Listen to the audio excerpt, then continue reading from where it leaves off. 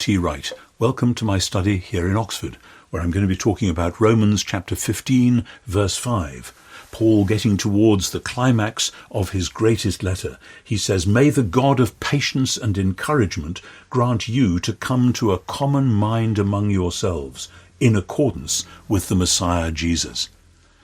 This is the kind of thing Paul says again and again. He wants his followers, or rather Jesus' followers in all the churches, to learn to think the same thing, to come to a common mind. If you've ever tried to lead a church or even a small group of believers, you know that's quite difficult. People just have this habit of thinking differently from each other, of disagreeing. And of course that's healthy and good as we all grow and learn together. But Paul says you must work towards constantly thinking the same thing, being able to be of one mind. It's a huge challenge. How does it come about?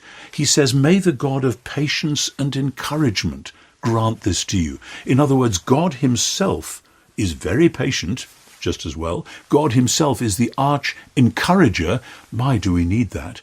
And we need to draw down from God through prayer and in fellowship that same patience with one another, that same encouragement to one another. Those are the means by which, in a small group or a large church, people will be brought into a common mind.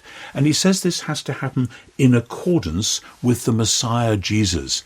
And again, as we draw on other passages in Paul, I think of Philippians 2 particularly, we see what this means. That the pattern we find in Messiah Jesus is a pattern of not standing haughtily on your rights, not counting equality with God something which then you can take advantage of, but humbly. Jesus went the way of the cross. Jesus gave his life for others. And in the same way within a Christian fellowship, we have to follow that messianic pattern so that the God of patience and encouragement, who revealed himself in and through Jesus, will then work in and through our fellowships as well.